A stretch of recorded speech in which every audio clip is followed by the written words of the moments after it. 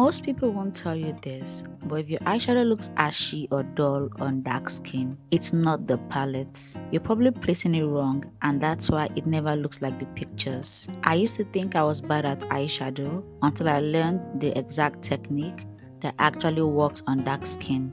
In this video, I'll show you how to make your bronze brown eyeshadow pop.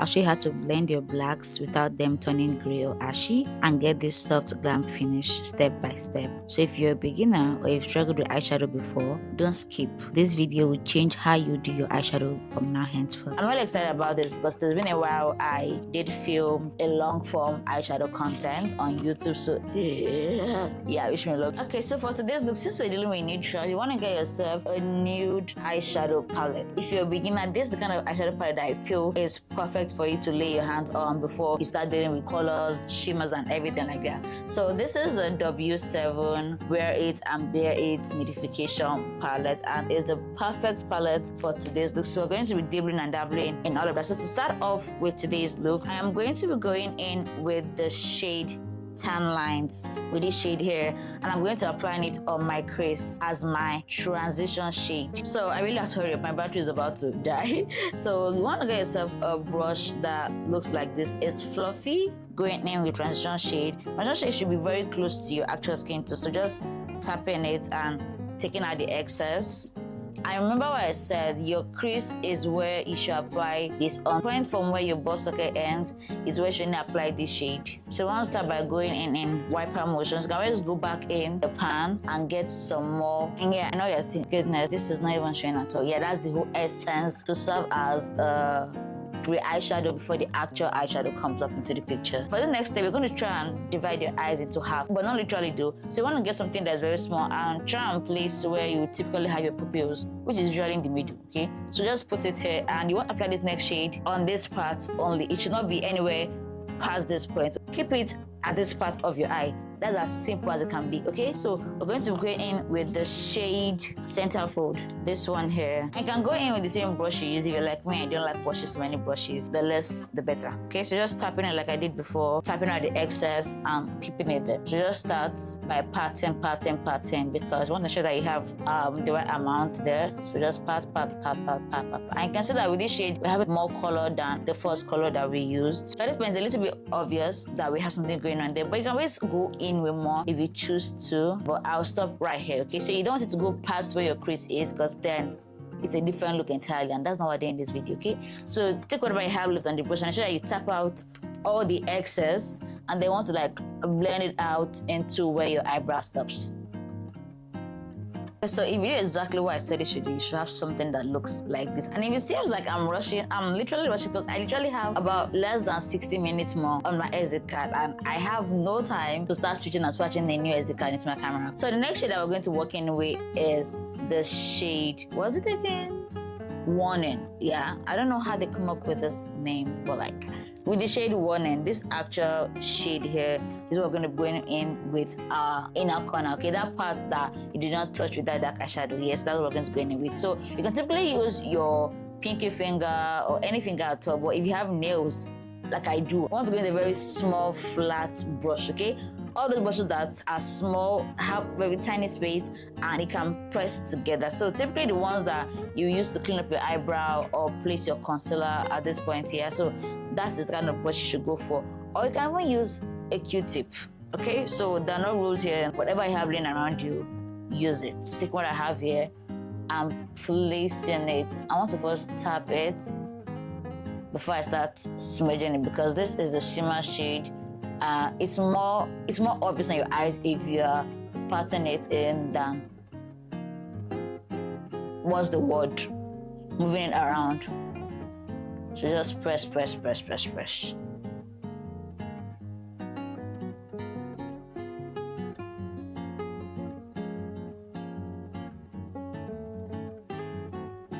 Okay, and for the look that we're trying to do today, I'm trying not to be modest with this shimmer, okay? So I'm just placing it on the inner corner first, and then taking what I have left and going to the crease. So it's giving this kind of vibe.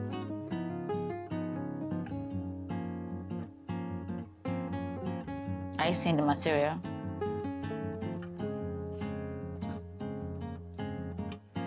I'm feeling like a goddess, okay? So this is what we are having right now. And you want to try your best to ensure that you are not taking the shimmer shade past this point. This would differ for a lot of people because we all have different eye shapes and eye sizes.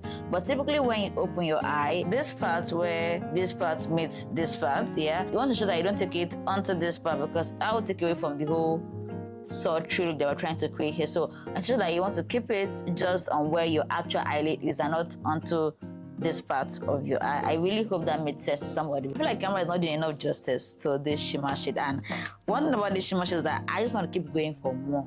The truth about it is that with shimmer, you can never really go wrong, girl. So for the higher point of my eyebrow, okay, this curved part here, I'm going to be going in with a different shade. So I'm going to go in with hers, this shade here, but I mix it with this one. I'm trying to create something very goddess-like. So just mixing the both of them together. It's totally optional. I don't really have to do this. I'm putting it at this point. I mean, it makes a difference, icing, but some I think is quite optional, but I'm going with that vibe today. So just doing that for both of them.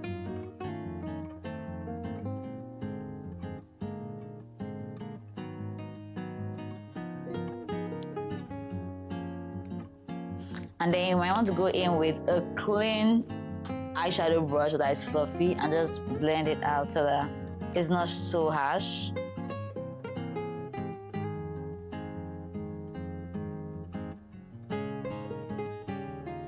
So this way it is there, but you have to look closely to see the difference. I see the highest point. Yeah. The next thing I want to work on is our lower lash line. And I'm going to be going in with this pencil. This is the Ruby Kisses 24-hour eyeliner waterproof pencil. It is really waterproof. I like that it's a very dark shade of brown. So just run it along my lower lash line. So you want to just put it inside your eye, not poke your eye, please, okay? So just want to put it literally where your tears come from and run it. So you see the difference it has done. This is a bit darker than it makes my eye to be much more prominent than this one. So you didn't do the same thing for this other guy. By the way, if you sound like me that produces eye gunk a lot, especially when you have your makeup on, what to avoid starting from the inner corner of your eye here, because as the day goes on, you want to clean that off with Q-tip. So if you have that going on there, you might not be able to do that and you end up smudging your eye makeup. So you want to avoid that part and just start from somewhere here.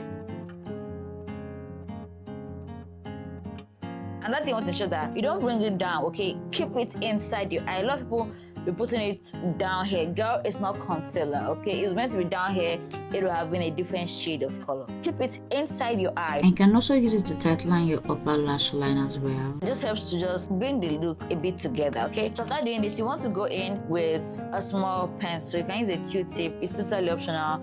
And you can also use the same brush you used for the first stage for this part here, but since we're dealing with a small surface area, the smaller the surface area, the smaller the area you're working with, I feel like the smaller the brush you should be going in with. So this is a small brush as well, and going in with the shade that we use for this part here, that is Center Fold. So tapping up the excess and just running it under here. Once again, if you have eye gunk, want to skip the inner corner, okay?